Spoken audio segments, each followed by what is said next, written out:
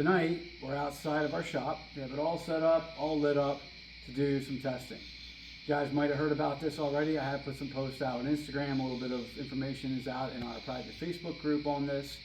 But we have developed titanium alloy, 100% titanium alloy, single piece broadhead.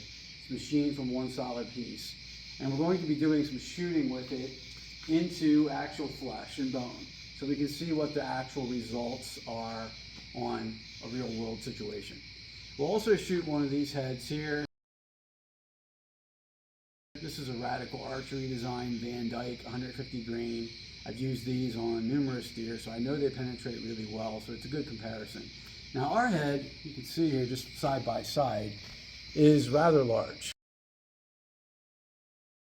Now it's a 2-blade, 150 grain also.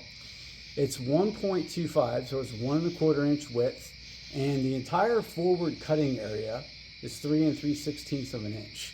So this is a really big head with a lot of cut area. So you would expect that it's probably not going to penetrate as well as this one. We're going to see.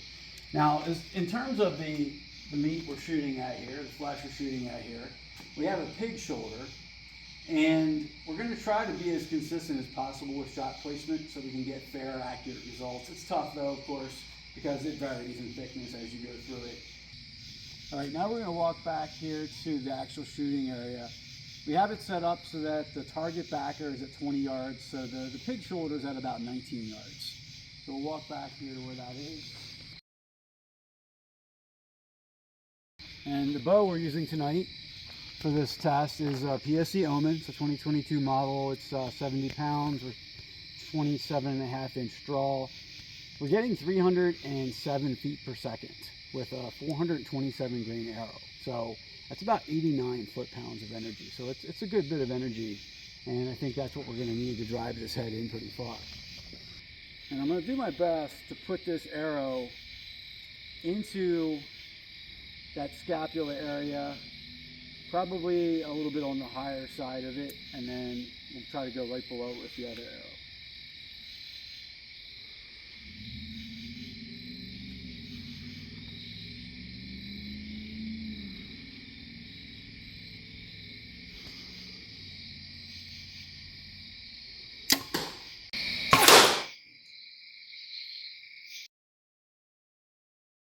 Completely penetrated through. That's shocking, I'll be honest. I didn't expect that. Okay, so that first shot was with the test broadhead, the titanium alloy 2-blade. And now we have the 3-blade Van Dyke from Radical Archery design on here.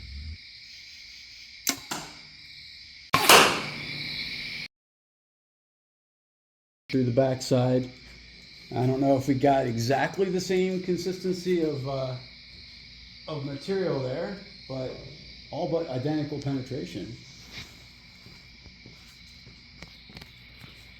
So that's pretty good result. All right. And we lost a vein. Looks like a bone ripped one of our veins off. Might have to take that. Oh, check this out. Look at this. Bent the tip.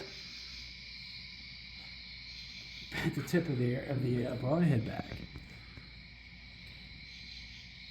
Okay, so we know that tip is has potential to be damaged. Okay guys, so we got 2 shots on here that gives us a pretty good idea of what the capabilities of the broadhead are.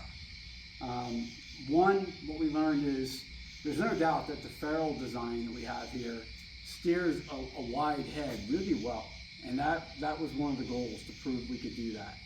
2, the goal was to see if, we can get sufficient penetration depth with this head and at the level of sharpness that we're able to get on it. And there's no doubt about that as well. This thing would cause major trauma, major blood loss. It would definitely kill. So the Radical Archery design head that we shot was a little bit to the right and low of the impact point of ours, but I think it went through similar material, and it might have penetrated maybe an inch further at most, but it's hard to say, again, if it's exact. So it's a pretty fair and equal test. I mean, I'd say ours performed really just as well as the Radical Archery did. Now, one thing I will point out, you know, in truth in advertising here, is we'll look at the tip. So when we hit into that pig there, I did hear it crack. We heard a pretty loud crack. We definitely caught the scapula pretty hard, cracked through it, and as you can see, it did cause bending of the tip. You know, so this is just research and development. You know, you have these things happen, and then you have to figure out what do you do to resolve that and not have it happen in the future. So this will go into our development and our planning for future broadheads.